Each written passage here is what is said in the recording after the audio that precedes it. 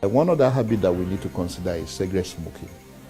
We know this is when you're faced with infertility, this is a no-no for both the man and the woman because semen parameters are affected by cigarette smoking. We know the fragmentation, we talked about DNA fragmentation is worse when the man smokes. And even the ability to fertilize the egg is reduced with smoking. And for the woman, we know smoking affects ovarian reserve, so it's something that one should keep off. But worse still are the recreational drugs. Marijuana, cannabis, cocaine. Every one of them suppress sperm count. But surprisingly, some other drugs also, prescription drugs, also affect sperm count. Antibiotics, for example. And that's why we say that people should not self-prescribe.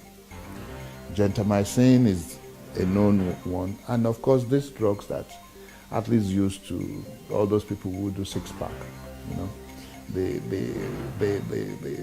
it affects sperm count. So while you're exercising, I like this advert that says that African women are not tripped by six-pack, they are tripped by six cars.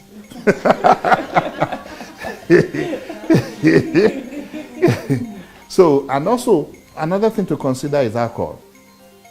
Excessive alcohol, of course, is associated with testicular atrophy in men and reduced libido, and of course, sperm count as well.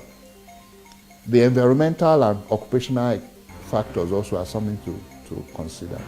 In the environment, pesticides and heavy metals. So there's some people who work in some areas where, for example, if you are exposed to herbicides, you know, if you are exposed to fertilizers, these are something that not very good for fertility. The good thing is that many of these industries are aware of that, and they make allowance to protect the people who work in these industries.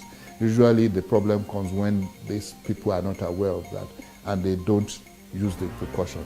Well, maybe another group of people to talk about probably would be Okada riders who expose themselves to heat over long periods of time, and long distance truck drivers.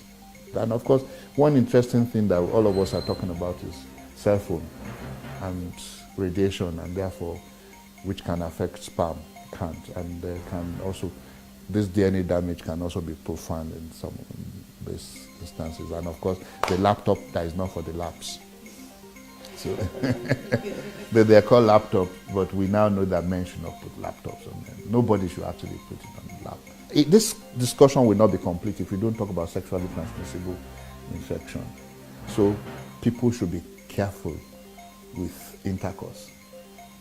You should protect yourself, or better still, be faithful to only one partner. So these are some of these things that we need to consider when we're looking at lifestyle and how it affects our fertility.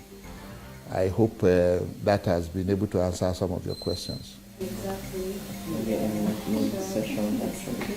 Viewers, that's all we can take on this program for today. Always remember, together we can conquer infertility. My name is Dr. Bayomi Ajayi. Catch you.